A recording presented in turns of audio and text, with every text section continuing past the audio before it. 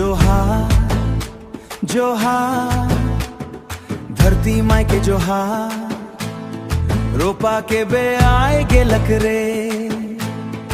ओहो जोहार, रोपा कर अब सब मिलके, रोपा रे दिन पानी झरझर झरे, धान रोप संगी हंसी मन भरे रे।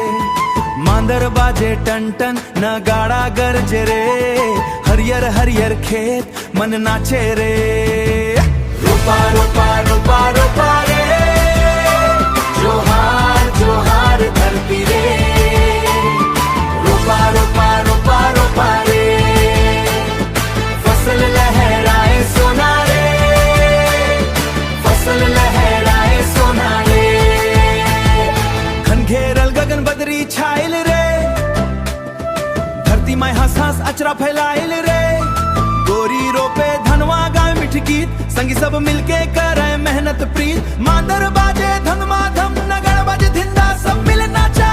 रोपा रे दिन पानी झरझर झरे, पानी झरझर झरे, संगी तूवी भर भरे रे।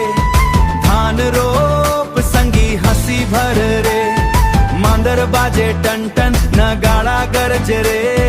हरियर खेत देख मन गावे रे, बरखा के बूंद अमृत बन बरसे।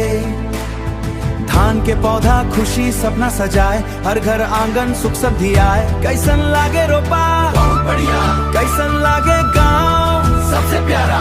धरती माई के अचररियर होए, मेहनत करे किसान तो सुख सबके होए। बरखा नदी जम के मान बढ़ावो, मिलजुल के अपन गांव सजावो। जोहार जोहार मांदर बाजे सब झूमे। ओ रोपा रोपा रोपा रोपा रे, जोहार जोहार धरती रे।